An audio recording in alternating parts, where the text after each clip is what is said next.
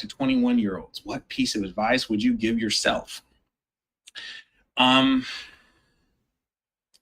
Well, I tell people all the time all kinds of advice targeted to who they are. So that's a challenge because I'm a weirdo. And so if I were talking to me at 21, there are things that come up in my class, and sometimes this is an overshare, but I grew up without a dad. I really struggle holding on. I really struggle with having mentors be present in my life in the first place. I've had a few, like a handful of really good present ones, even if they were, crusty bulldog marine sergeant kind of guys.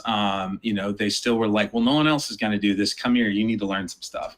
And some of those sorts of things have been really valuable.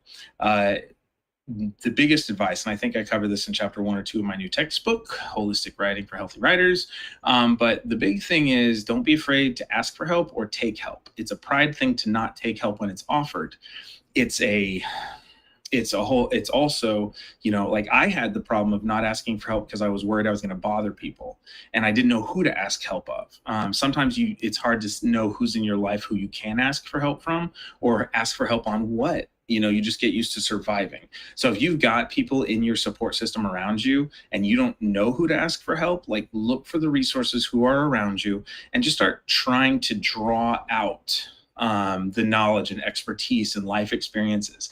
Even if you don't agree with the stories they tell or their conclusions, you can gain from their experience by just getting people talking about how they lived, and what worked for them and what didn't, or what they think might work for other people. And so being willing to take the time and listen to people who are older than you, even if you don't agree with everything they say, or just being willing to go out and say, if I'm bothering someone, I'll have to trust that they'll let me know. But I don't want to cut off a potential resource because I'm worried I'm going to bother someone.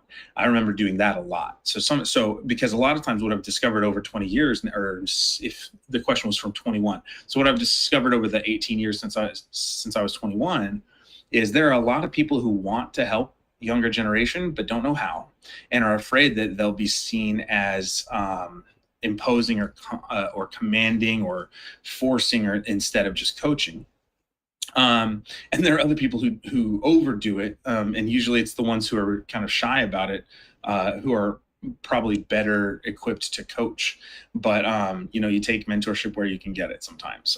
Don't get into unhealthy mentorships though. That's not good.